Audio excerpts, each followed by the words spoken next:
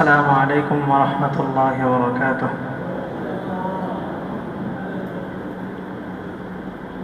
গতকাল আলোচনা করছিলেন ইস্তেগফার সম্পর্কে। ইস্তেগফার এটার মূল মাদ্দা হলো আল গফুর, গফুরুন অথবা গফারুন মানে ক্ষমা করা, আর ইস্তেগফার মানে হচ্ছে ক্ষমা চাওয়া।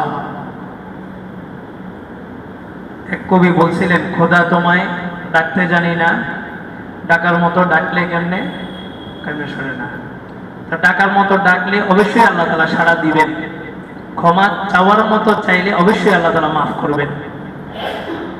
আর ক্ষমা চাওয়ার মতো যে শর্তগুলো আছে এগুলো যদি না পাওয়া যায়, সারাদিন আল্লাহকে বললাম যে আল্লাহ মাফ করেন মাফ করেন, আবার গুনাহ করতেছি মাফও চাইতেছি, চোর চুরি করতেছে আবার আল্লাহর কাছে মাফও চাইতেছে, ডাকাত ডাকাতি করতেছে আল্লাহর কাছে মাফ চাইতেছে, চাঁদাবাজ চাঁদাবাজি করতেছে, ওই চাঁদাবাজি করতে করতে আল্লাহর কাছে মাফ চাইতেছে, অথবা বিসমিল্লাহ বলে চাঁদা নিছে, সেটা কি হালাল হয়ে যাবে?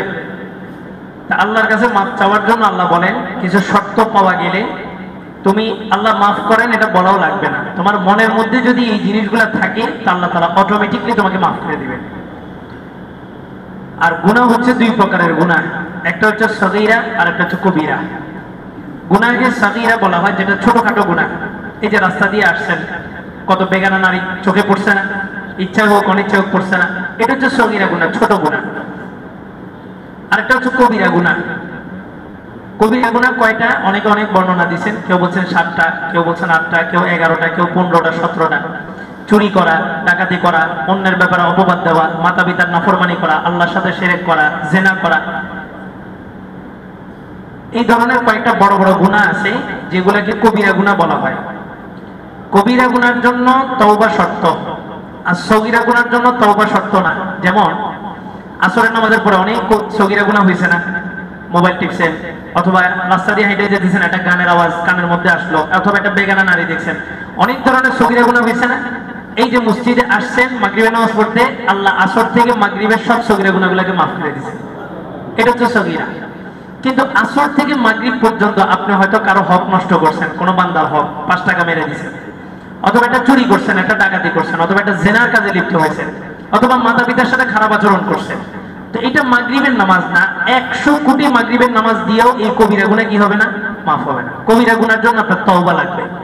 কবিরা গুনাহ উল্লেখ করে আল্লাহকে বলতে হবে যে আল্লাহ ওই গুনার জন্য আমি মাফ চাইতেছি, আমাকে মাফ করেন। তারপরে যে 3টা শর্ত পাওয়া গেলে মাফ হবে।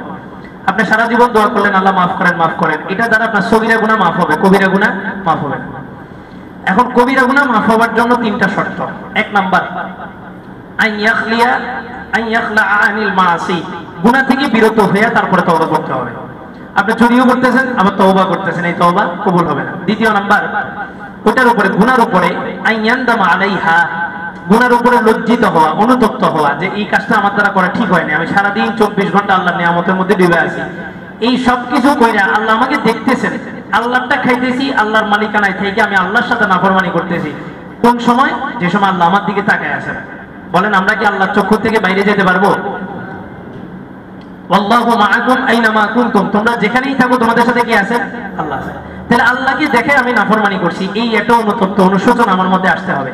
3 নাম্বার, যে এই গুনাহটা আমি আর দ্বিতীয়বার কোনোদিন করব না, এটার উপরে কি হবে? আযম বিল জুজম। এই 3টে জিনিস পাওয়া গেলে তখন তার কি হবে?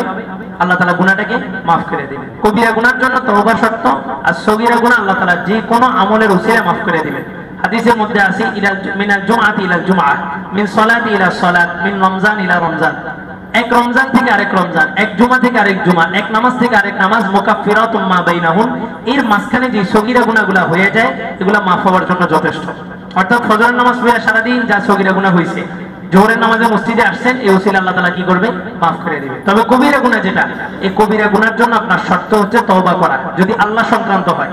আর যদি বান্দা সংক্রান্ত হয়, আপনি বান্দার হক নষ্ট করছেন, এটা 4 আনা পয়সা হতে পারে, বান্দার হক নষ্ট করছেন, বান্দার হক নষ্ট করে আপনি হজ করছেন, যাকাত দিচ্ছেন, আল্লাহর অনেক ইবাদত করছেন, বহু কিছু করছেন, শুধুমাত্র এই 4 আনা যথেষ্ট আপনাকে জাহান্নামে নেওয়ার জন্য।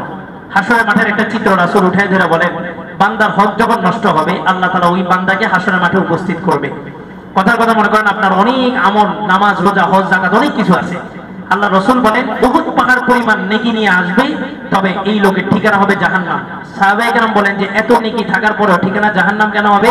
বলে যে ওই পাহাড়ের স্তূপের পিছনে তার পাওনাদাররা সিরিয়াল ধরে দাঁড়ায় থাকবে। আল্লাহ তাআলা পাওনাদারকে বলবেন নিতে থাকো যতটুকু মন চায়। আটানার পরিবর্তে কি হাসর মাঠে আটানা দিতে পারবে? একটা নেকি দিলে কি যথেষ্ট হয়ে যাবে? না, আল্লাহ ওই বান্দাকে বলবে তোমার যত খুশি নিতে থাকো। বান্দা তার আমল সবগুলো নিয়ে যাবে, সমস্ত নেকি নিয়ে যাবে। নেওয়ার পরে আল্লাহ বলবেন তার তো নেকি শেষ, আর তো কিছু নাই, তুমি কি খুশি? সে বলবে যে আমি খুশি না। তো তুমি কি চাও? কত টাকার লেনদেন? 4 আনা, 8 আনা পয়সার লেনদেন। তখন ওই বান্দা আল্লাহকে বলবে যে আল্লাহ তার তো আর কোনো নেকি নেই, কিন্তু আমার এখনো অনেকগুলো গুনাহ রয়ে গেছে, আমার সবগুলো গুনাহ তার আমলনামায় দিয়ে দেন। কতটুকুর বিনিময়? 8 আনা। এই জন্য বান্দার হক হুকুকুল ইবাদ এটা খুব ডেঞ্জারাস। প্রতিটা দোয়ার মধ্যে আল্লাহকে বলবেন যে আল্লাহ মানুষের হক আদায় না করা পর্যন্ত আমার মওত আপনি দিয়েন না, মরণ আপনি দিয়েন না। আরেকটা জিনিস ভয়াবহ, আপনি একজনের হক নষ্ট করছেন, একজনের সাথে সম্পৃক্ত। রাষ্ট্রীয় কোনো হক যদি আপনি নষ্ট করেন তাহলে 16 কোটি মানুষের হক নষ্ট করছেন। রাষ্ট্রের 1 টাকা নষ্ট করছেন মানে কি? এটা কি 1 টাকা? এই 1 টাকার মধ্যে কতজনের হক? 16 কোটি বাঙালির হক আছে। এই রাষ্ট্রীয় একটা সম্পদ নষ্ট করছেন মানে আপনি 16 কোটি মানুষের হক নষ্ট করছেন। মসজিদে আইসা অযথাই আপনি একটা ফ্যান ছেড়ে দিয়েছেন, অযথাই আপনি একটা লাইট জ্বালায় রাখছেন, অযথা, এটা প্রয়োজনের বাহিরে। তো মনে রাখবেন ওটা কিন্তু একজনের না। এই মসজিদে যত হাজার হাজার মুসল্লি নামাজ পড়ছে, কিয়ামত পর্যন্ত যত মুসল্লি নামাজ পড়বে, সমস্ত মুসল্লির হক নষ্ট করতেছে। এই জন্য বান্দার হকের মধ্যে সবচেয়ে গুরুত্বপূর্ণ ইজমালি ভাবে, সামগ্রিক ভাবে কারো কোনো জিনিস যেন আমার দ্বারা নষ্ট না হয়। আল্লাহ তাআলা কথাগুলো বোঝার আমল করার তৌফিক দান।